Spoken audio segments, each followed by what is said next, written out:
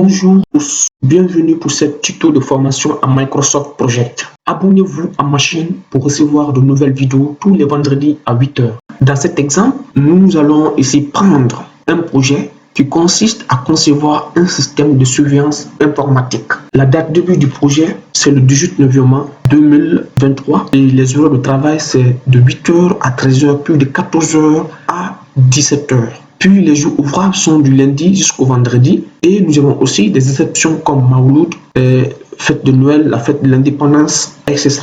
Donc nous avons des tâches que nous devons ici saisir, puis saisir leur durée et ainsi lier ces tâches. Alors quand vous ouvrez MS Project, la première des choses à faire, c'est de vérifier d'abord si vous êtes en mode planifié automatique. Alors si vous n'êtes pas en mode planifié automatique comme chez moi, vous cliquez juste sur l'onglet nouvelle tâche, puis vous cliquez sur nouvelle tâche comme je suis planifié automatiquement. Ça vous permet ici d'avoir les dates des tâches de façon automatique.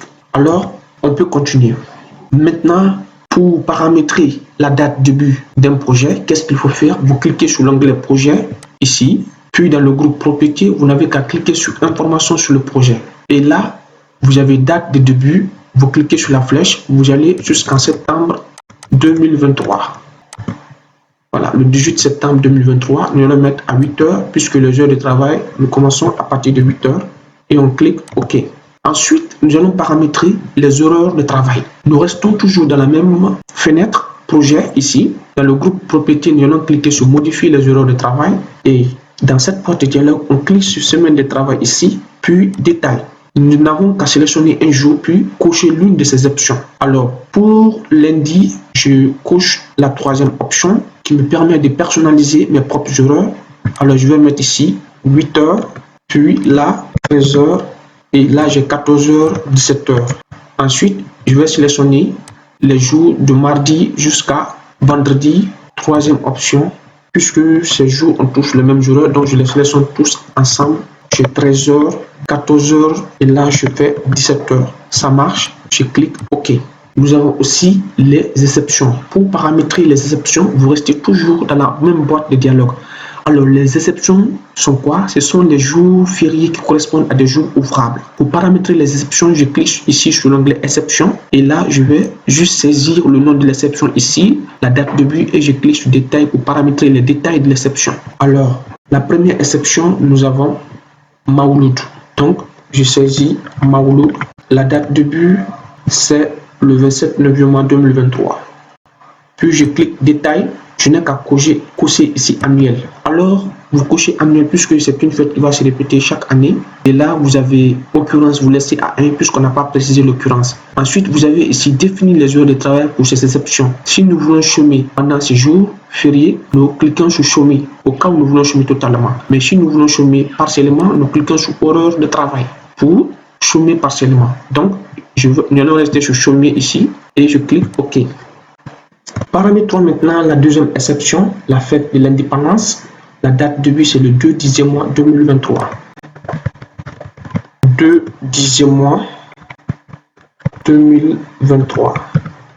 Puis, je clique ici, détail, pour paramétrer les détails de cette expression. Je vais rester sur chômer pour chômer totalement.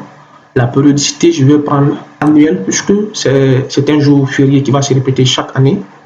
Et l'occurrence, je vais rester à 1 parce que nous avons un projet de quelques mois. Et je clique OK. La troisième exception, il s'agit de Toussaint. Le premier 11e mois 2023, une fête chrétienne. Donc, je saisis d'abord le nom de l'exception Toussaint.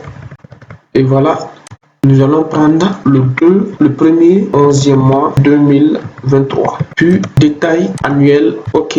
Nous avons aussi Noël.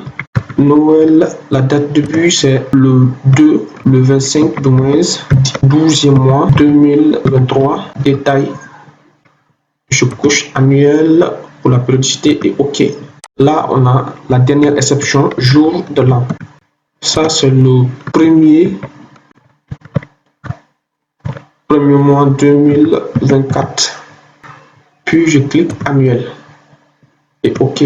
Ensuite, le nombre d'heures de travail défini par jour est 7 heures. Donc, nous allons vérifier si c'est également 7 heures, puisque par défaut, le nombre d'heures de travail dans MS Project, c'est 7 heures. Donc, vous pouvez également rester dans cette même boîte de dialogue. Vous cliquez sur le bouton Options et vous avez la boîte de dialogue option de projet qui s'affiche. Vous avez là l'onglet échanger activé. Et vous n'avez qu'à ici vérifier heure par jour si vous avez 7 heures. Donc on a 7 heures par jour, heure par semaine, 35 jours par mois, 20. Donc c'est bon. Je clique OK. Je clique OK et tout ce que je viens de paramétrer est validé. Nous allons procéder à la saisie des tâches puisque ce qui nous reste c'est de paramétrer la durée des tâches. Donc il faut d'abord saisir les tâches. Donc j'ai saisi rapidement les tâches ici. Je n'ai qu'à les copier. Puis je les colle ici. Voilà. Je copie également les durées que j'ai saisi en bas pour gagner 8 en temps. Puis je les copie et je vais sélectionner la première cellule ici, la première ligne de durée. Puis je colle.